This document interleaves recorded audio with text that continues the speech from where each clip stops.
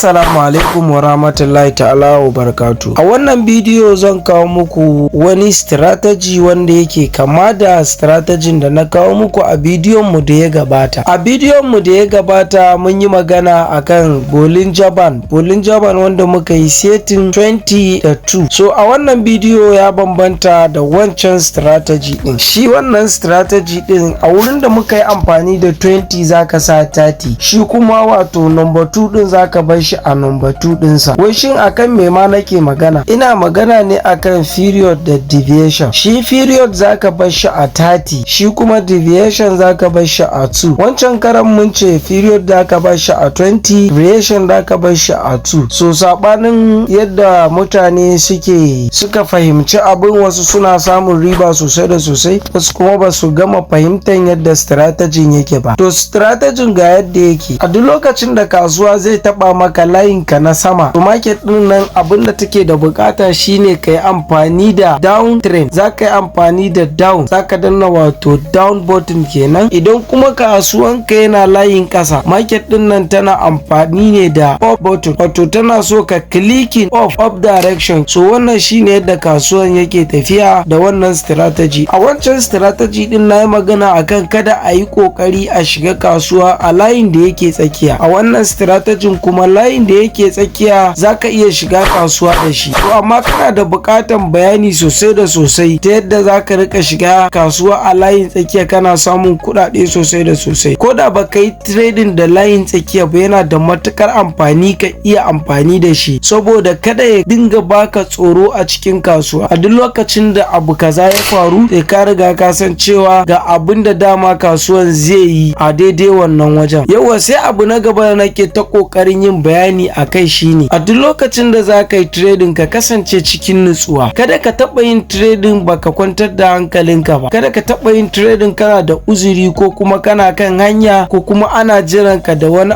abubuwa makamanta. So yana da matukar amfani ka tabbatar baka da wani uzuri a lokacin da za ka yi trading, saboda shi trading yana da bukatar tunaninka, nutsuwanka, hankalinka da dai dukkanin abubuwan da ake da bukata na kwanciyar hankali da nutsuwa. So trading duka yana da bukatan wannan. Yauwa, idan kai sabo ne a wannan page din namu, muna da bukatan ka danna mana like, ka ajiye tambaya a comment section, ka yi following din wannan account din, saboda za mu ci gaba da kawo muku karatu daban-daban wanda za karu sosai, ku ilmantu sosai da sosai. Akwai wato link a bio nawa, idan ka bude wurin profile za ka ga link, yana da kyau ka danna kan shi kai ma ka mallaki account din da wannan broker din. Akwai bonuses da suke bayarwa wanda idan so a ce kai ma ka tsinci kanka cikin waɗanda za su samu wannan bonus. Sai kuma batu na karatu, akwai number wayar mu a sama, za ka iya ɗauka sai kai mana magana ta WhatsApp. Za mu yi bakin kokari sai mu saka a cikin wato group ɗinmu da muke karatu, saboda kai ma ka rika samun ingantaccen ilimi, ka rika shiga kasuwa kana samun kuɗaɗe sosai da sosai a cikin kasuwa.